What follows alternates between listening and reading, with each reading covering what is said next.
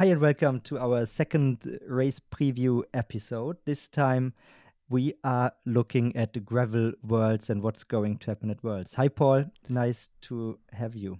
Hi Thomas, nice to see you again. I can't say long time no see, but we have been texting the last few days to prepare this preview. Or actually, you prepared it. I just did my homework in the last hour, as always, like back in the school, just before. Well, but you have one cool or great advantage, which I think we will leverage for the show as well. You have been doing actual recon work and doing it because you're going to race it this time, unlike Badlands. Yeah, that's true. I have done the recon of that world's course, at least the major part of it. I haven't done the first 50Ks, which I will do the coming Thursday. But also the course from last year's European Championships where I got third or like the final lap we're doing at the Worlds is similar to that lap we did at the Europeans. So I kind of know what to expect and what might be the decisive parts of the course. Yeah. Maybe one thing to clarify, if we happen to have some listeners from the USA, from the States in particular, when we talk about gravel worlds today, we of course are not talking about Garmin gravel worlds, but we are talking about the UCI gravel worlds that are happening on the 5th and 6th of October in Leuven. I think Leuven, that is the good pronunciation, spelled Leuven. So it's in Belgium between Halle and Leuven. And that has a pretty cool course. We will deep dive into this. We will, of course, talk about a bit bike tech setup that you will be choosing, that we expect to see. And we will deep dive into the scenarios. How could this race unfold? How do we expect it to unfold? And last but not least, of course, we are going to talk about the favorites in both the women's and the men's fields. Yeah, and there we're also talking about the elite field. Because there, as maybe many know, gravel worlds, or UCI gravel worlds, I have to say, there is the elite group, but then also age groups and different age categories. But we will just talk about the elite mainly. Yeah, that's definitely the case, because otherwise we would have to do like a 5-hour recording or so, and prep work would be super extensive. Yeah, at one point, we don't know the names anymore. I think until like a certain age, there are a lot of former professionals, but coming a certain age, maybe also former professionals, but we don't know them. So yeah. Exactly. Okay, let's start with a basic breakdown of what is the course going to be like. So the rough numbers, we have like 134 kilometers for the women elite field and the 50 plus man age groups.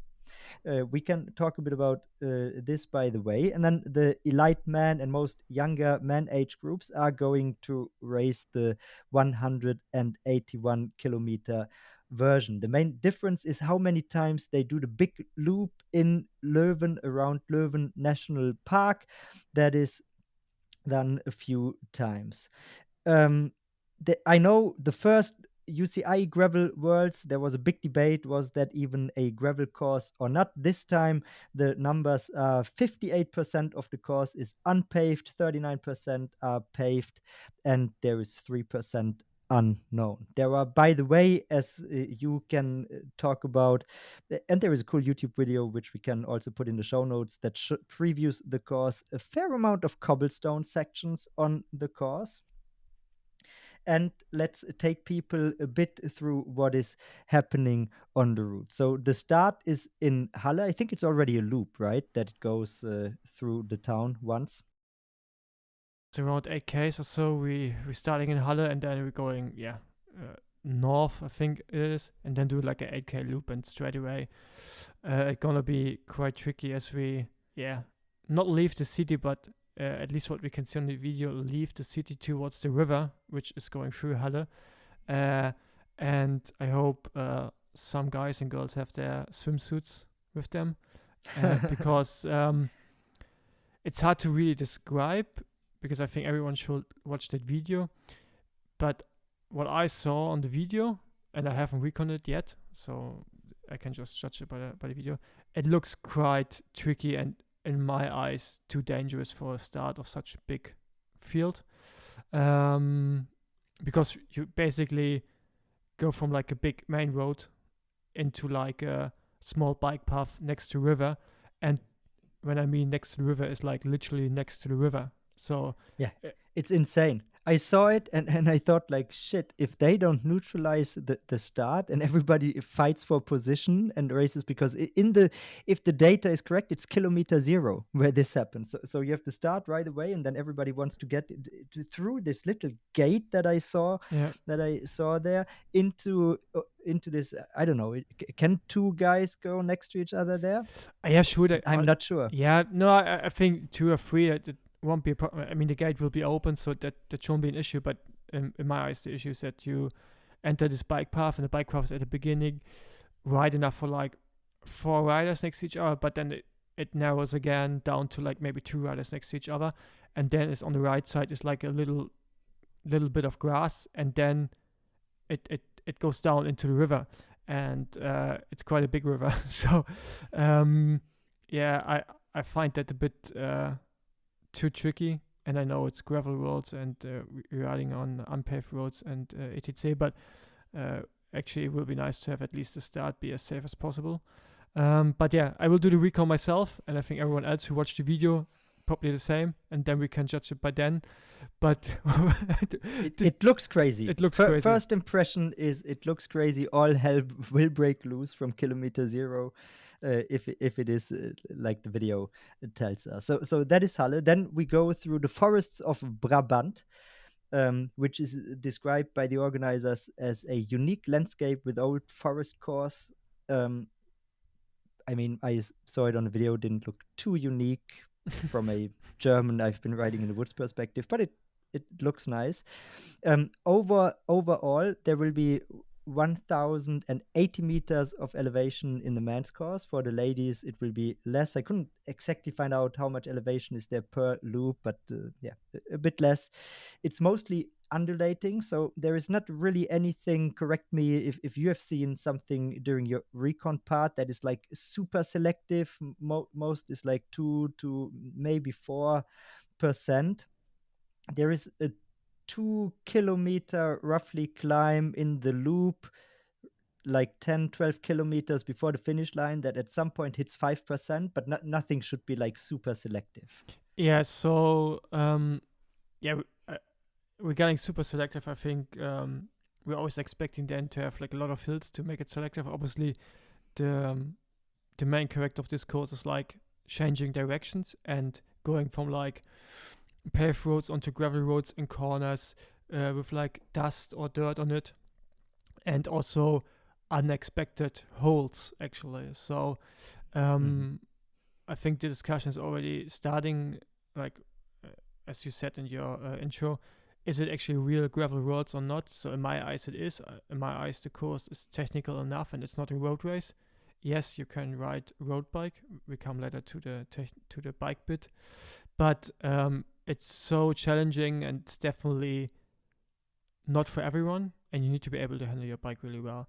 And so I have done the first. So I haven't done the first 50Ks, but from that point on, I have seen everything. And what I've seen so far on Google Earth, it looks like that the first 50Ks is similar to like then the next bit towards the finishing circuit, which is always like big roads, small roads, gravel, dirt roads. It's a mixture of everything, farm roads. So it's hard to really describe. There's like one specific point, but there's a lot of like places where you have to pay a lot of attention. You need to be awake, and I need to be aware. So it's definitely mentally also a tough course. But then the finishing lap, which the women do once, we do twice, has actually, in my eyes, 2 to 3 points which could be decisive. And there are actually hills. And one is, I have done my homework this time.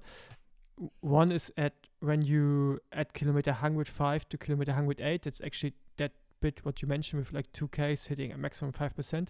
So the 5% are not really correct, because you're coming to that bit out of like a slight technical descent, but even before that bit, it's really technical with like small gravel roads, which are usually hard packed but really bumpy, so a lot of holes in there, And when I did the recon, there was also still a lot of grass. I guess it will be gone by the time we race, but um, so already the way to that climb, it's quite technical. And then you basically hit this like 2ish K climb, which is a beginning cobblestones. It's not really heavy cobblestones, but it's steep. It's more than 5%, but not that you have to dismount or need a small chain ring, at least not in the elite. And but on top, what we had at the European Games, it was crosswinds, and it's not going down. So it's on top, it's flat, and there was Okay. last year at the Europeans really the point where it started to break up, where people got tired from that effort on the climb and before, and there you could make an acceleration. Then you go into like a small bit of forest, which is also really rough cobblestone dirt mix, again going up. So it's never really nothing. It's not really something to relax, and you're on top of that, and then on the profile it goes a little bit down, but it's actually still flat, and then you come into like this big forest bit, and there's also starting to go up again. So it means you have around like 5 to 6 minute effort, which is not like regarding of climbs really big, but it can be decisive because you can have like such a how you say it. So if you attack, you can straight away have like 10, 15, 20 Ks faster than someone else if the group is going slow. So you can make really quick a really big gap. And then actually also that bit through the forest depends on the conditions. It can be really tricky. Last year it was also dry, but some corners were still wet. And when they're just a bit wet, it's actually muddy. I'm just looking at the weather forecast for Leuven, and so far it looks like, including Saturday dry and then Sunday, there's 30% risk or likelihood of rain. So could be a not too wet course if it stays like this. We all know weather forecasts are not super reliable. Yeah. But yeah, if I think mud and rain would definitely change it a lot. No. Yeah. So I mean, so the forecast we have now, I will say, it's at least what I expected, that in the forest it will still be muddy in parts, but also fast at the same time. So it will be really tricky also regarding tire choices, because if you take a really fast option, you might struggle in corners. But we come to it again later. But so like the forest part is more technical than it looks like, and then also there's one climb when you go through Old Heverley. That's the bit at kilometer 120, where we had the finish of the European Championships last year. There you turn left into the forest again from like a main road, and that's actually quite steep.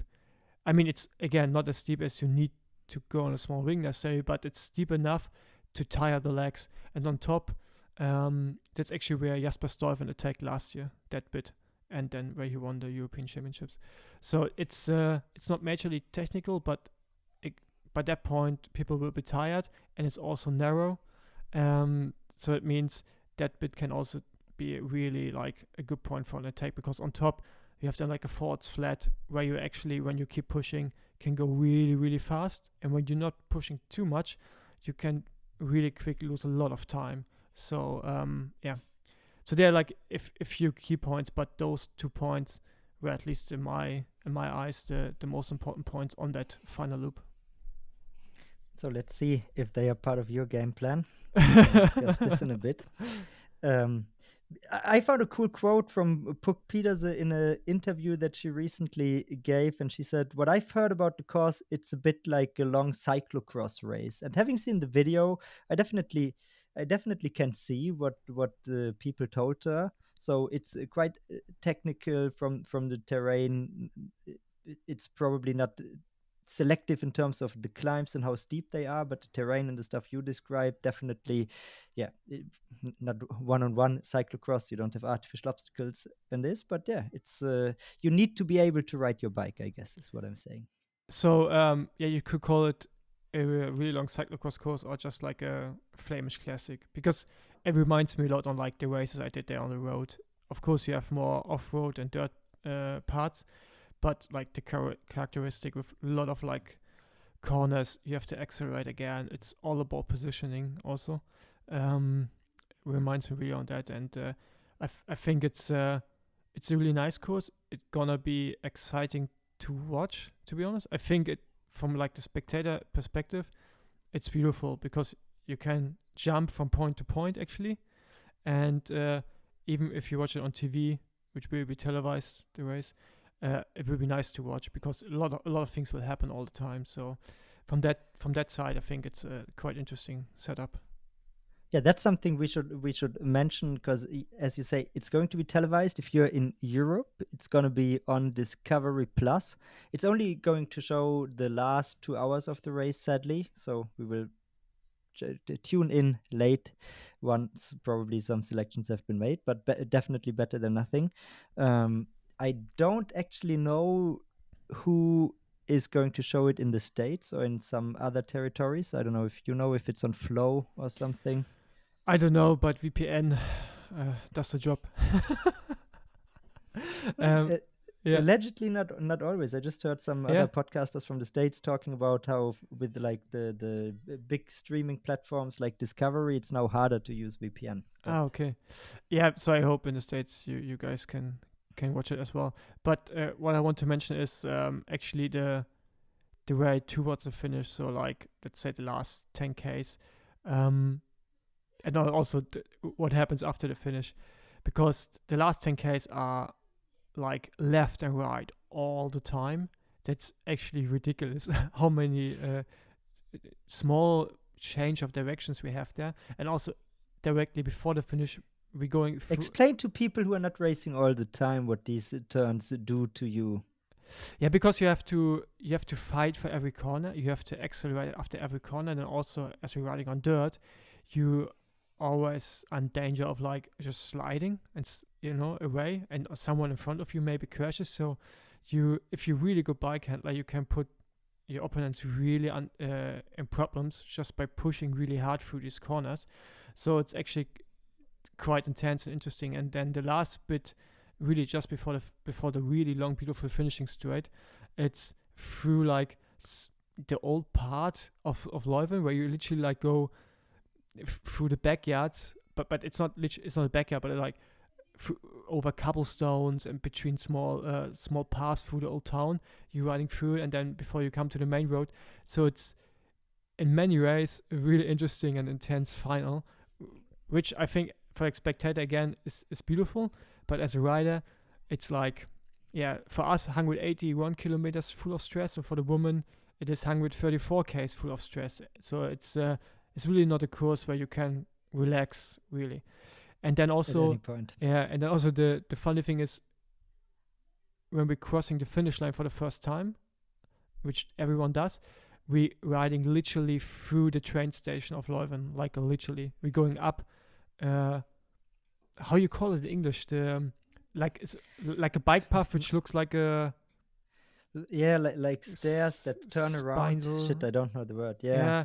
Yeah. So basically, riding up through like a spindle or whatever you call it, up on top of like to where actually the trains arrive, and then you're riding literally through the train station. So if you want, you can stop at the bakery there and get a baguette or something. But yeah, you're riding through the train station. When I did the recon, I thought that might be a mistake, but yeah, I saw the course now, and it's we're going through there.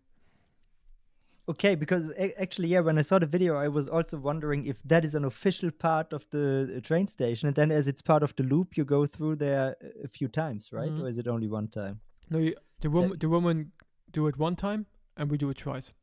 twice. Yeah, That's insane for as you say, for viewers. That is really fantastic if you're there live, and for you guys, it also must be fun. Maybe yeah, more fun than a supermarket in Spain. yeah. That's true. So if you would rate this course in terms of difficulty compared to the other stuff you've lately been doing in Europe and the States, where would you put it? How do we rate? Is like 5 difficult and 1 not, or what's our rating? Yeah, let's use a scale if you want. Like 5 is the most difficult terrain, and 1 Um, is basically not a gravel race. yeah. I mean, I'm pretty sure some will rate it a 1 just because it's not 80% or 90% on straight gravel roads. um, but I'm rating it a solid 5 because I said it so many times, but in German speaking podcasts, you have always to consider in which area certain races are, and that's just what I have. In Europe, we don't have that what they have in the States, and in Northern Europe, we don't have what they have in Spain, in Catalonia. So what they made there, there's like 40% or nearly 40% of paved roads, but if you do the race, you will be exhausted afterwards, and you will be happy that you haven't been on a road bike. So everything where you kind of feel like the gravel bike is still the better option, in my eyes, it's a gravel course. And that course is definitely made for or more towards a gravel bike. And you need to be able to handle your bike. You have different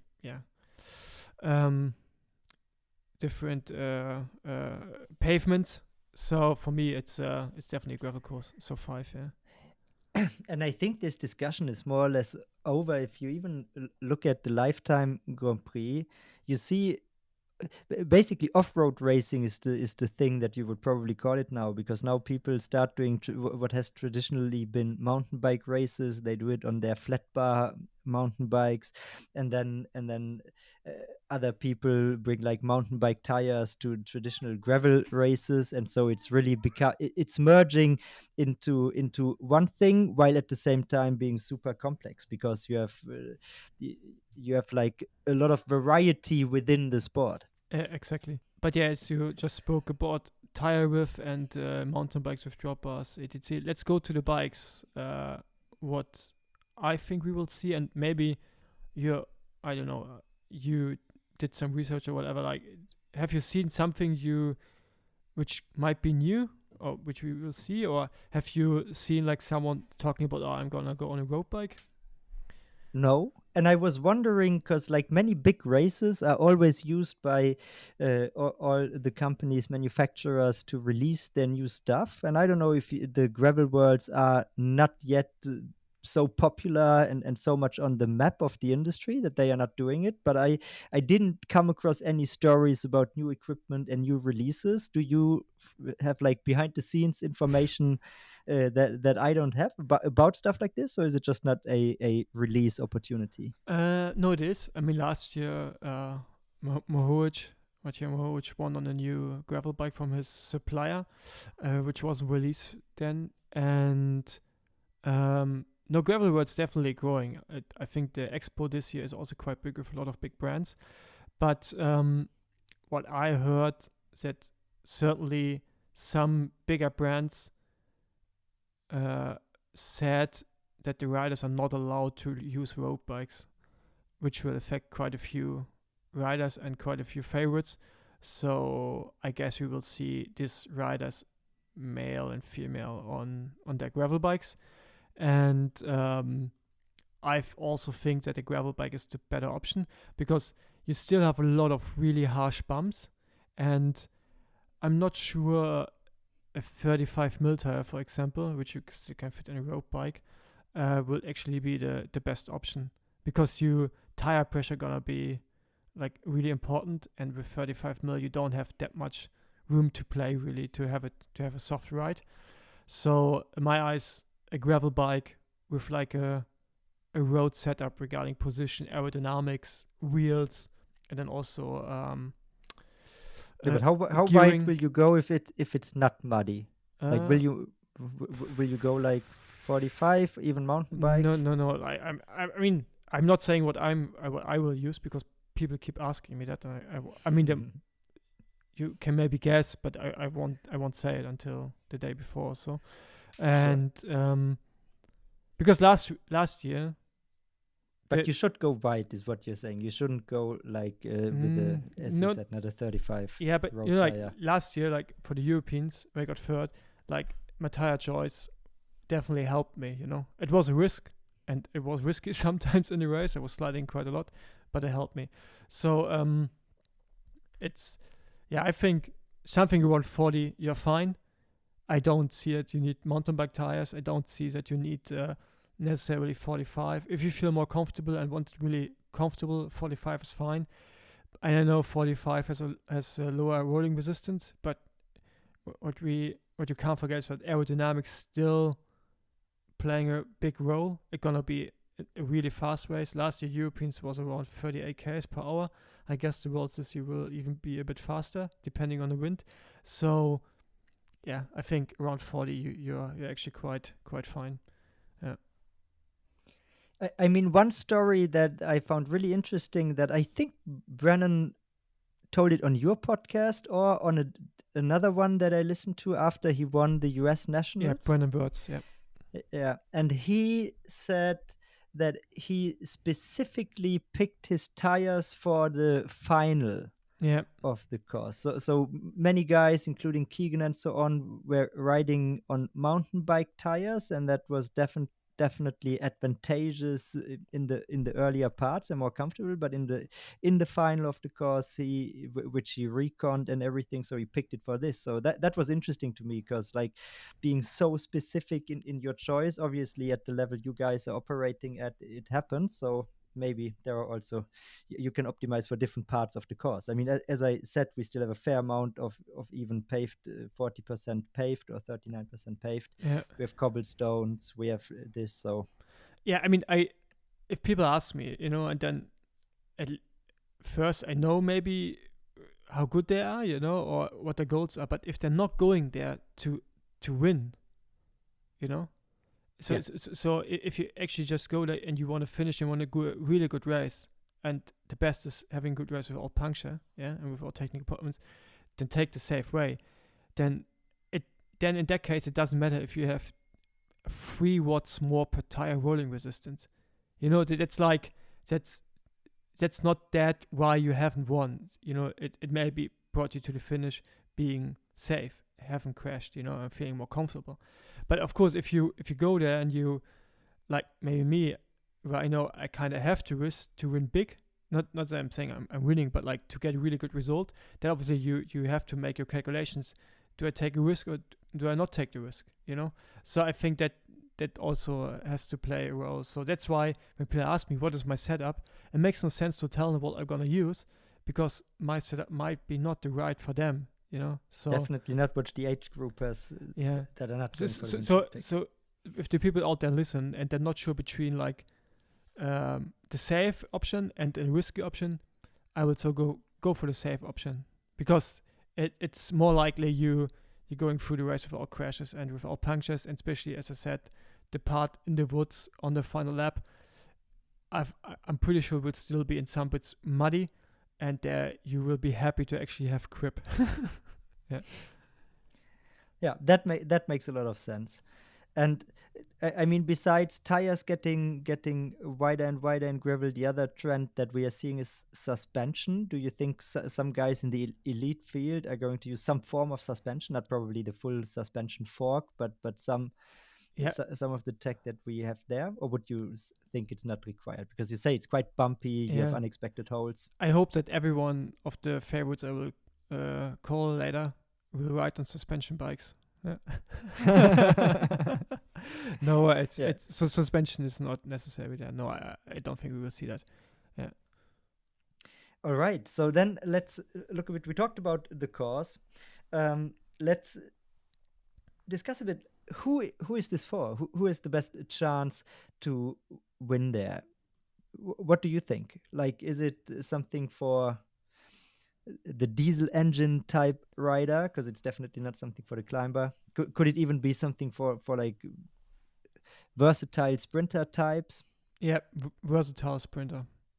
You need to be able to accelerate again and again and again, and also be able to recover. And I mean, if you look at the Mansfield, obviously it's a perfect course for Mathieu van der Poel, for guys like Jasper Stuyven, for example. That's a perfect race for him. And the women's field, Lotte Kopecky is born for this kind of races, but then there are also obviously some other women who are able to win. But yeah, it's definitely helping if you're an explosive rider. You are able to handle your bike, so you don't need a background off-roading, because Lotte Kopecky has a background on the track, but track is also really technical, but she can handle her bike really well. So that definitely helps. If you If you just have rods, so as you said, like if you're just being a diesel engine, that might help you, but you will struggle at some points. The acceleration, the going into position, maybe also the fighting. Usually diesel engines are like they're more used to just do their own thing. Right the front and so on. So I think you need really like this versatile rider. Yeah. So what do you think are the scenarios that you are anticipating? I mean, you are going to race there, and I think you will be already thinking, okay, if this happens, then I may react in this or that way. But what are the things you see? Do you think there is going to be a lot of attacking from early on? Will in the elite fields will breakaway try to get away from early on? Do Uh, you think elite group will it be more attritional, like elite group sticking together? um, it's really hard to say because I think we won't see like really dynamic international teams. So to explain it, we have to race in our national jerseys, but it's not like on the road where you actually support each other. It's more like you may help more your trade team than your national team. So, like example, Mathieu van der Poel is riding for the Netherlands, but then his teammate Gianni Vermeer is riding for Belgium, and Gianni Vermeer was able to win the first World Championships because everyone was looking at Mathieu, and he got a big gap with Daniel Oss. So it doesn't mean he wasn't strong at that day, but that definitely helped that Mathieu didn't do anything, even though he was riding in a different jersey that day. But I think we will see more like help towards like your trade teammates than actually your national teammates. And I mean, we even saw this just at Roadwords. yeah, okay, but So that's yeah. Usually on the road it's more traditional, and you ride for the jersey you wear. But in gravel, I think we will see more like a more individual race. But it's really there will be attacks all the time, and I don't think we will see a controlled race where there goes a breakaway away. I talk now for the men's race. In the women's race, I actually can see that, but I don't see it in the men's race. It's going a breakaway away, and then someone starts to control it. There will be more attacking. They will establish a breakaway, but then through attacks, it will come back, or some good riders going across. So for me, it will be like an elimination race. So I don't think we will see like this one attack. It's more like tiring out, catching riders from the front, and like then the group gets smaller and smaller, and then in the final I can see attacks. yeah, like really what you know from the difficult classics. Yeah, in the final I definitely can see that there a sprint is possible, but I think from a really small group, and the final is really so technical that I can see someone going away there, because what you can't forget is that it's so many corners that really quick you can't see the front anymore. So even if you have 10-15 seconds, it can already be enough that the guy chasing you can't see you anymore. So that's definitely helping. Yeah, but then on the woman's side, I think And obviously, you have no radios. and we have no radios. Yeah, and on the woman's side, there's obviously a massively strong Dutch team and a solid Belgium team, but there I think we will see more like a kind of like trade team, so that some Belgians and some Dutchies riding together because they're riding for the same trade team. Because I see Visma leaves a bike, they're bringing so many women there, and I'm 100% sure they want to win that race, and they will definitely ride together. I mean, what is interesting to me is like we see more and more team tactics influencing gravel. Now here you have different dimensions, right? You have like all the people from the road who are used to road racing and the style of road racing coming. Then you have what you say, you have the trade team dynamics, you have the national team dynamics, and all this. But I think in gravel specifically, you cannot even ride it like super like road races in the same way where the breakaway goes and some people control just because the course is just too selective from early on. Like we talked about the water where some people will probably Yeah. just fall in there. So I mean, if you go early, I can see that it's like even if you have a well organized team, it's probably hard to control it in the super traditional. We work at the front of the peloton with like 6, 7 guys or girls way. Yeah, And then, as you say, many teams are not even organized, right? Like you have these probably the Dutch or the Belgians. They are a bit more coordinated, even structurally. But how is it for the Germans and most other federations? It's the gravel roads. It's not something they super care about, and so people go there. They are picked. But is there a coach?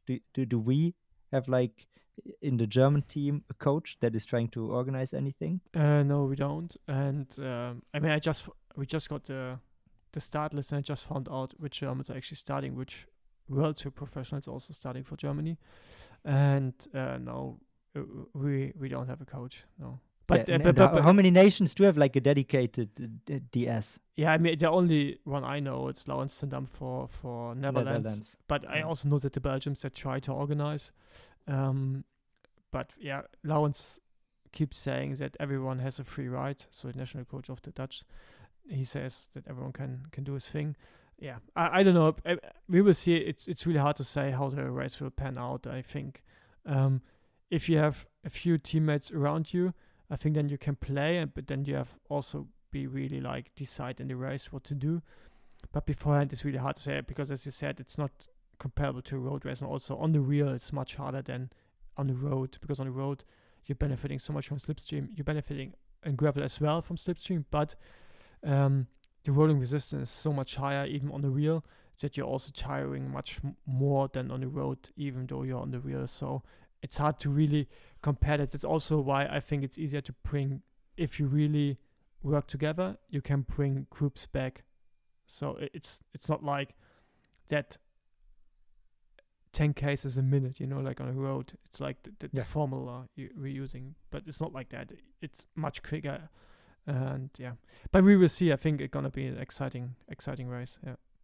So, in terms of teams, you already mentioned you have the on the women's side the Dutch, and I mean, if you read this lineup, it's almost what they brought to Road Worlds last Saturday. So there is Pieterse, Voss, Van Empel, Wiebes, Femke Marcus, and Lucinda Brandt. That is quite a team. Then the Belgium team, in particular, Lotte Kopecky going to race it, and Sanne Kant. And I think the German team is also quite strong, especially with the genre specialists. So we have Caro Schiff, we have Rosa Klöser, we have Jade Treffeisen. So and that leads me to one interesting question, which you kind of already answered, but so to me, I see this like how important is it to know gravel riding specifically, and how much does it help you versus just bringing the watts from World Tour to the game? And I think there is some intermediary spot, right? You need the watts, but I guess the course is technical enough that you need to be able to ride it. But in your mind, somebody like Pecky has enough Yeah. bike handling and skill to do it. Yeah, if you have done Belgium classics, male or female, you're able to handle this course. Obviously, there are more bumps. It's not the same. Yeah, it's a gravel race, not a road race, but it's kind of similar. And also for me, road riders are an advantage on this course. So we pure gravel riders, we will lack the certain speed the road riders have just from riding on the road. It's hard to explain, but it's different. Of course, if we are all going 20-minute uphill climb, we gravel specialists can also ride quite good, but it's not that. It's like it's having the speed and legs, and also usually our gravel races they are different from the dynamics. So we have not that often that we're riding on such courses with so much acceleration and with so much positioning, because usually, yeah, it's always the same kind of core group riders. So it's always the same dynamics, and on the road is different. You have to adapt every race new, and the gravel is always a bit similar. So I think the road riders, male or female, are definitely an advantage.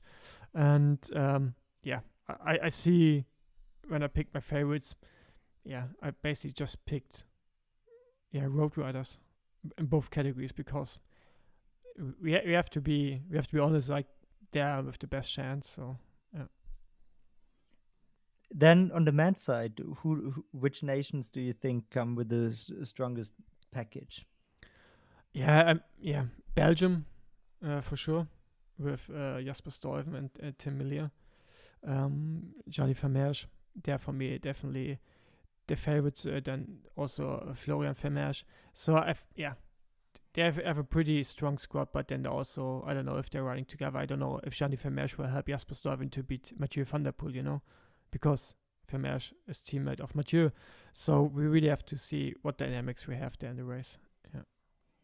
Yeah, and by the way, so the latest word is that Mathieu is going to race the race. Yeah. I don't know, could change during the week, No, but no. he's It's doing it. it's also Sponsor wants it. no, but Canyon wants it. Nah, he also wants it, and in my eyes it was already clear for a long time ago because always his plan was always gravel roads. So I don't know, or at least what I remembered. But everyone makes now a big thing around it. I know that, but that actually everyone who kind of understands cycling also knows that for him it's the hardest to win. So it's not that easy to just win this race because you don't have a whole team around you who could just bring groups back. So it's not like on the road. And and he is going to be the marked man. Yeah, exactly. And that's how Johnny Vermeersch won the first World Championships, because everyone looked at Mathieu. And the same will happen on Sunday. So I think for everyone else, it's a win that he's there because the eyes are on him. But for him, it's going to be really tough to win. Yeah, I could imagine this. Okay, so then before we get into the actual favorites, probably we should discuss for 1 second who is entitled to race this. So if I'm a top road racer, if I'm Tadej Pogacar, can I come and say I want to do gravel worlds and I get to do it? I mean, let's face it. If you're Tadej Pogacar, definitely you can just do it. But formally, there are some rules. Probably we quickly go into them to give people a feel for this. So the top 25% in every UCI World Cup race get their ticket for Worlds, right? So that is the first criteria you can meet, and then but in your category. So if you sign in your category, exactly, and then you get to ride in it. Yeah, but it also applies to the elite field, right? If you are exactly doing one World Cup, there finish top 25%, you are qualified for Worlds. World Series, because it's not a World Cup. Yeah. World Series. Sorry. Because people, that's actually also really confusing, the whole wording, because people always think when you write about these races, are you world champion now? Because the UCI, because we have the World Cup in mountain bike. The UCI really has to find another wording for this in my eyes. Yeah, evidently so. Then you have wildcards. I don't know if all the associations, some were heard like to have 25 wildcards, or maybe just some countries have 25. So you have in total, every country has in total 20 wildcards, 10 each gender, for each category. Okay. And for the lead, I think every country makes their own criteriums how to get this wildcard. Like in Netherlands, I know you have to be Pro Tour rider or World Tour rider, and in Germany, I don't know how it works in Germany, to be honest. What is how you get it, how you don't get it. But then as like the home country, so like Belgium has actually, I think, 40 spots. Okay. So you get double amount of wildcards, which I find quite stupid. In Italy, we were racing against 2 Italian national teams that even 2 different jerseys, because there were so many that they had to like divide the teams also visually. Sub teams. Yeah. And so, so basically everyone can start kind of if you have the right connections. At least the UCI is keeping the mass start appeal of gravel spirit alive. Yeah, exactly. Okay, so we did it in a way that we created a few tiers, and as you alluded to, I gave you some homework, which I also did myself, and we will start with the women. We have the top tier favorites, so these are the riders who we expect to win. And I said we can pick three parts. Then I said, let's pick the chasers. These are the guys, the girls who can win on a good day. And then you get, and if you want, unlimited amount of honorable mentions, so racers who normally should be somewhere in the top 15, but if all stars align, then they could make it. And sleepers are the ones who everybody except me would be super surprised if they won. So maybe somebody who has dream odds if you are a betting man. On the women's side, Paul, who are your top tier, your three top tier favorites? Yeah, Lorena Wiebes, Lotte Kopecky, and Lucinda Brandt.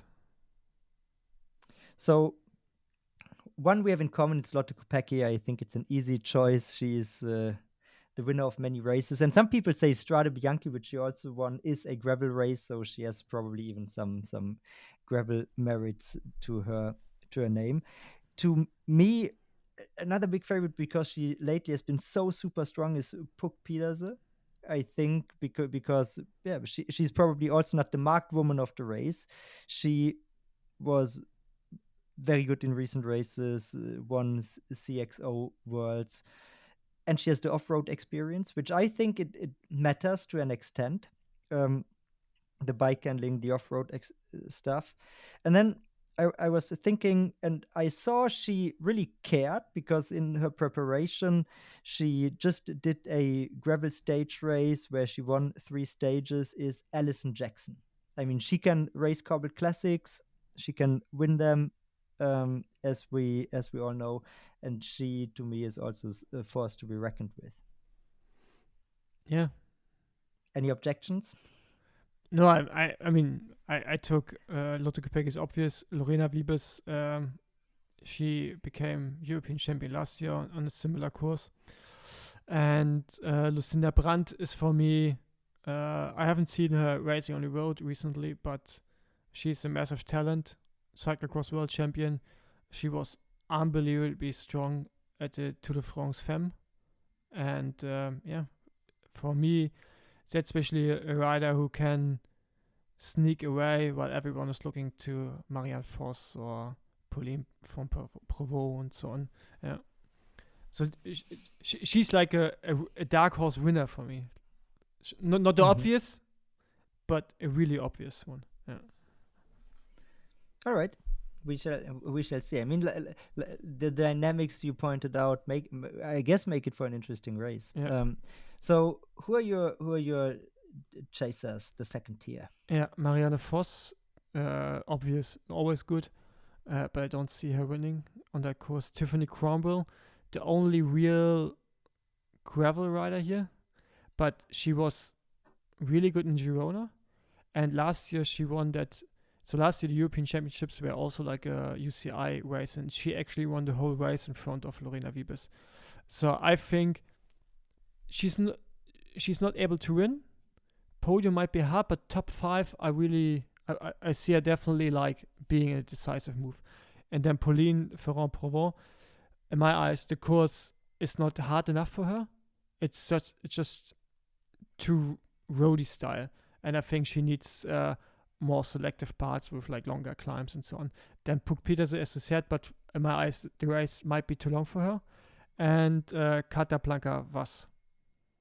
I wanted to put her actually also in the top three, but I thought, I think put her in the can win on a good day category. Yeah, you need to make some hard choices. Um, yeah. So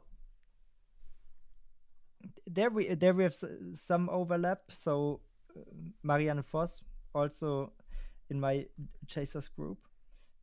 It's where I put Lorena Wiebes. Um, I think there are. I mean, as you said, she won if there is a group and she's in the group and it's going to sprint, she can definitely be the top favorite from that group. I also put Lauren Stevens in there, actually. I think lately she has been super strong and dominant in the US races. What is fun, and she has been doing some World Tour racing lately as well, including, I think she raced Worlds, right? For the US team. I think I saw her Possible, on yeah. TV, Road Yeah. Worlds. So she's trying to get the roadie legs ready to go as well. I find it interesting because you see, if you follow the US circuit and the scene there, then there is so little overlap with Europe, and it becomes hard to compare. And sometimes you see they have good results, like Keegan was like what, sixth, seventh or so, Fifth last year. or fifth, and then sometimes you see somebody who you think is strong and they are nowhere to be seen in the top 20 of a race. But yeah, I think she's in really good form lately, dominant, won SBT, won the gravel worlds, the Garmin gravel worlds in Nebraska, and nationals as well. So that was this. And probably it's the Homer pick, but it's also the thing where I put Caro and Rosa. If they are on a good day, if things go well, maybe they stand a chance. But maybe I'm too optimistic here. Yeah, so come we to honorable mentions.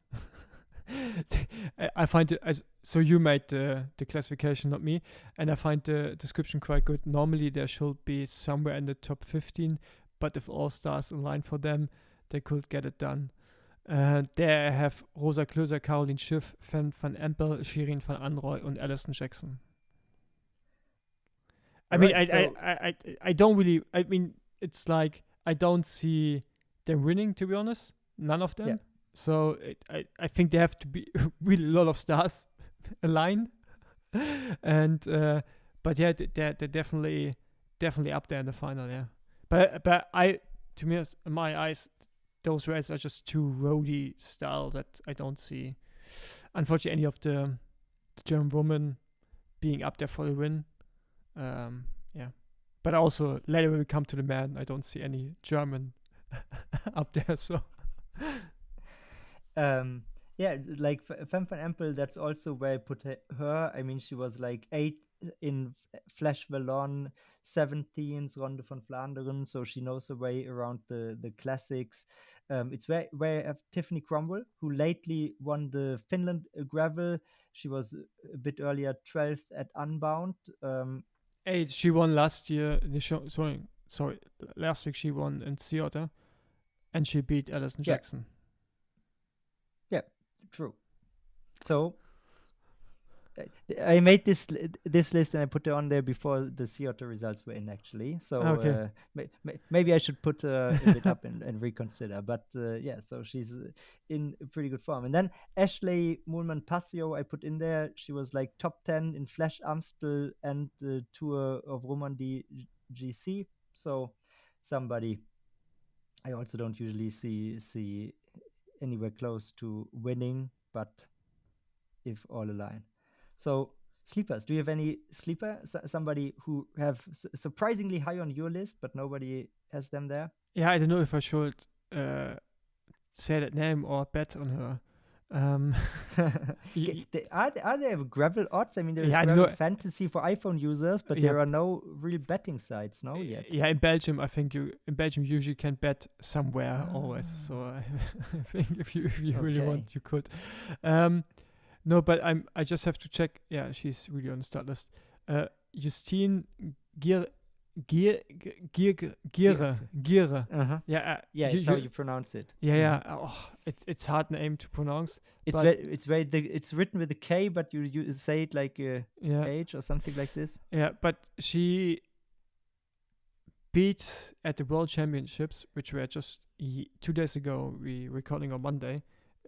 Marianne Vos in the sprint for place 7, I think, or 8, and she's from Belgium. She's a teammate of Lotte Kopecky, and she was really, really strong.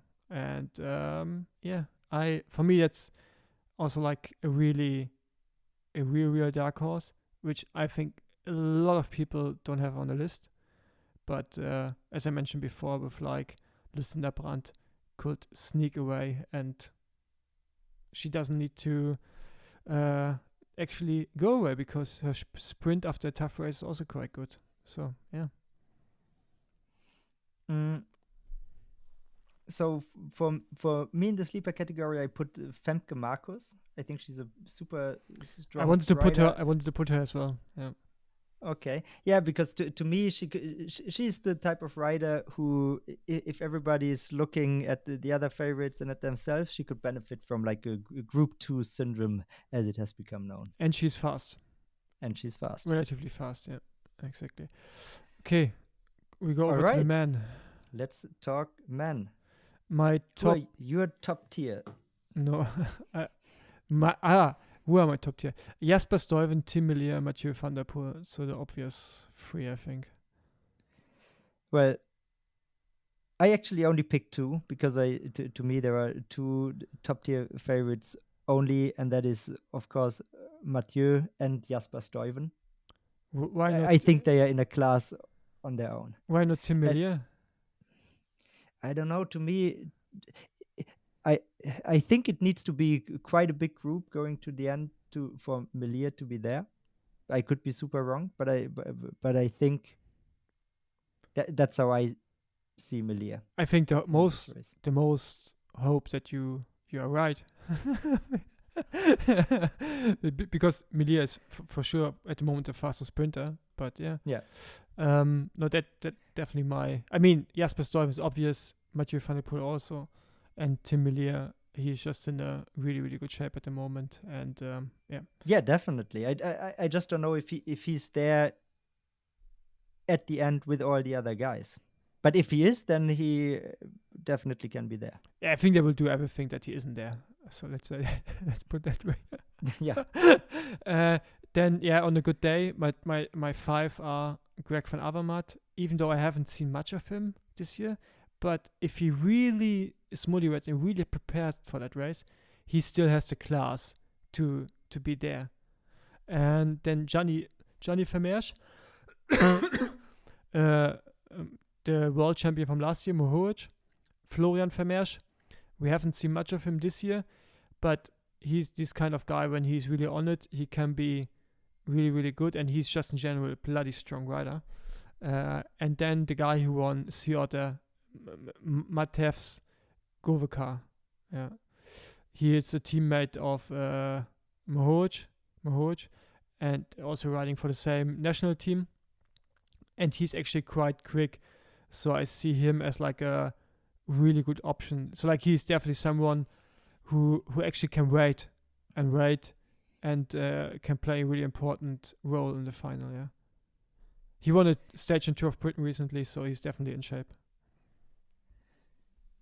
Yeah, these are the good. It helps to have raced the guy, I assume, to have him on the list. Okay, I'm reshuffling my list here a bit on the fly because this makes a lot of sense, what you said. Okay, so for me, can win on a good day. Somebody who I just found out that he is going to race is Isaac del Toro. And I think you're really optimistic. You're really optimistic. I just remember like earlier this year when he won at the Tour Down Under, his stage and his attack. So he was so strong and he did get so many meters. So yeah, then the season that he had on the road was a bit mixed, but yeah.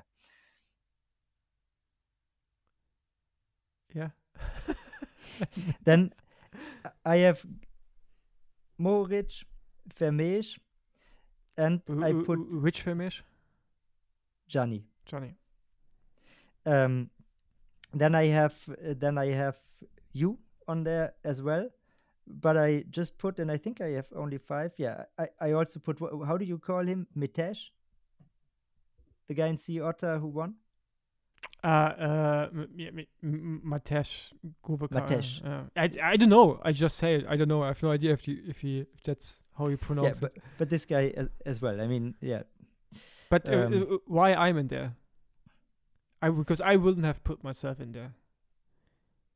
yeah, but so maybe because you're humble, and I think, I mean, lately you had pretty strong results, also with good competition in the races. And to me, the question is, how much does it matter to be a specialist, as I said before? And maybe I'm overestimating how important that is. That could definitely be the case. But I think from the very serious gravel contenders who also do a lot in Europe, and know this type of racing very well, that differs from the traditional US type of gravel, I think you stand a chance. Okay. Then we come to my honorable mentions. It's Paul Voss, so it's me, Peter Vakoc, Dan Sote, and Torbjörn Röth. So Peter Vakoc is maybe obvious. Peter and I would say we are, when I'm healthy and in form, we're the both best European gravel riders throughout the season, I would say. Last season, this season, if you take it. And then Dan Sote, he's all. Dan is a rider who I like him, but he annoys me so many times because when he's there, he's always there. He's a guy you don't get dropped.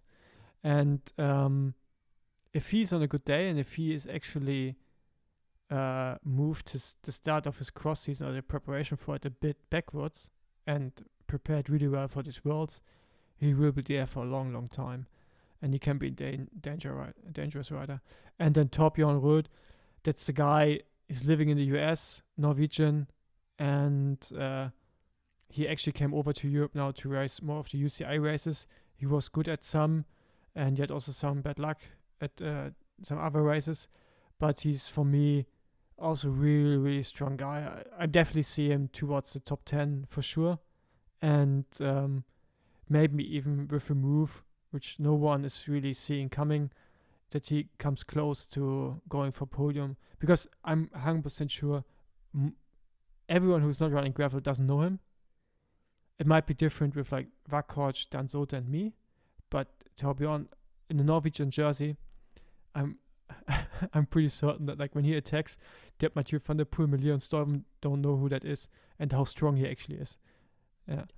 That's one of the gravel problems as a fan. I mean, you cannot watch many of these races, so I would not know who he is if I would see him. Yeah. No, I mean I know him now. He was for me up and coming rider last year, and now he's Yeah. definitely not a favorite, but he's definitely for me a guy. If in a certain points in the race he goes, I will probably follow because he can go. Yeah, Yeah. and he falls. I guess I have a guy this type of guy on my list. So I also have Peter Vakoc. I mean, to me, I think he has like consistently very, very good results, podium results, but he doesn't have big wins. So that is why I would hesitate to put him higher up there. I mean, Trucker 200, he won after the guy who crossed the finish line first got disqualified. So that is a big win. But yeah, and then the rider who I I didn't see him racing, but I see his name consistently somewhere in the result sheets, and I think it's always the same. I hope is Thiago Ferreira. Um, Yeah. but then on Pro Cycling Stats there are four, and I don't know if these No, are four entries for I different guys no, or. no. It's the one you. I know which one you mean, and I never spoke to him, but he's a nice guy. He always says hello, Mhm. and but no, in this course, that course is not made for him. But yeah, Oh, but that's really the thing, as you said, because you never see him racing, and you also don't know really how he looks like. It's hard to tell what a rider is capable of. But yeah, yeah. and he's a good rider, but not on this course. No. And then a rider I could be wrong now that I've seen the recon video of the course. Maybe it's not made for him, but I have Brennan on here as well, because I thought, okay, you have the US Nationals course that was there are some climbs you could make it over the climbs with the top groups with the guy, and he beat Keegan and other of the US top guys in this race with the finish. He has pure watts, so he's probably not a sprinter, but I think he can. He's big, no? He's a big guy. Yeah, I wanted to put him at the sleepers position. I think for me, if Brennan will be in top shape, which I don't think. I mean, I hope it for. I mean, he probably listened to this podcast, so Brennan. I,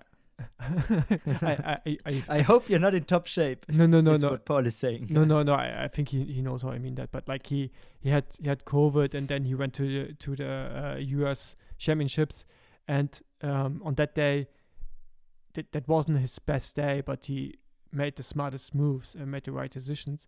And I think he's building shape now, and I hope he comes towards top shape. But I guess he's maybe not 100% there. I wish. Hey, for me, Brandon Wirtz in top shape is the best because I know when he goes, it's the same as like with the Norwegian guy. Just go with him.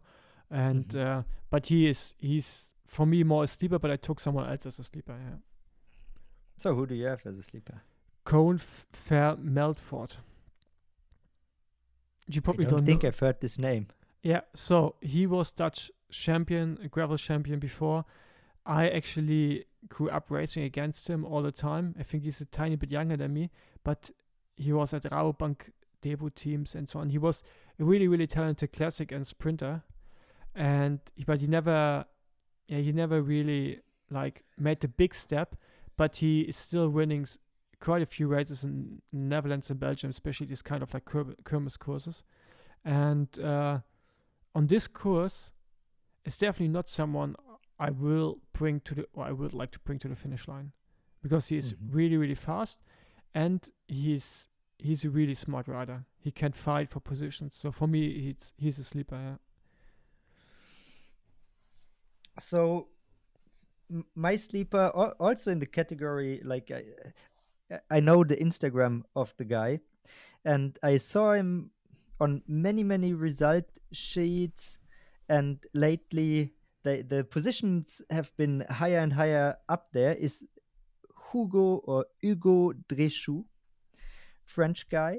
So in the spring, he had some good podiums in good races. He was top 20, both at Trucker, at Unbound. And now he went to this Oregon Trail gravel race, which, by the way, looks really cool, where he won GC. He won the UCI Alpine Gravel Challenge. He was fifth at Hufalize, and fourth at the Rift. So pretty strong results, which for me was, put him in the sleeper category. Yeah. Do you know the guy? Yeah, of course. I raced against him in Ciota, and I know him. Yeah. You could put him at sleeper. Yeah, but I also have Colby Simmons. So from the Simmons family. Yeah, I think he's a strong guy as well. Yeah. I'm fine with that. Thank you. Yeah, no, thank you, and I hope no one feels that I put him in the wrong category, or if so, please message me. I mean, big up, by the way, for all the listeners who just listened. I mean, that you put yourself out there and create this list and put yourself in there. Big up for this. And I think it is so helpful as well, because you have this insight from in the races and races, as we just talked about. It's not as easy to see.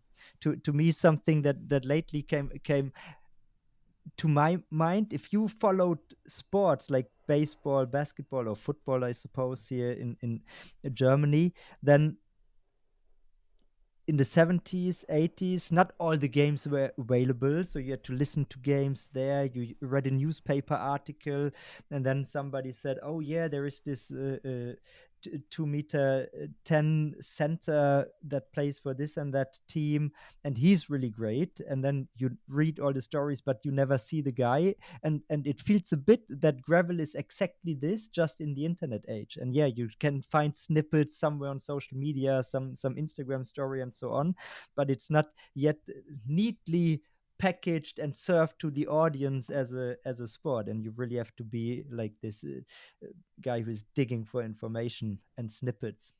Yeah, definitely. And that's also your picks are really picks made by results and things you read and can find out. It was really funny to see, and not so much well, like as me, like I'm actually racing against these people, and Yeah. it's what I have been racing, so it's more like I mean, Lucinda Brandt, I haven't raced against her because she's a woman and I'm a man, but this is like knowing certain things, then it's sometimes then easier to like put someone in a category than when you just actually have to watch TV or like read something. Yeah, but it's true. And all the World Tour riders, it's so much easier already because these you actually can see. You know Yeah. a bit about them, how they race, what they do. And I don't look a lot of women's World Tour racing, like I'm by no means an expert in that, but I watch races and several of these races. So then you have an idea. You see who, especially if you can see races also from early on. That is so helpful because then you know who is like establishing the early break, doing the work and so on, and that gives you an insight. And in Yeah. gravel, we often don't have this. Lifetime, of course, is doing a good job of making it more accessible.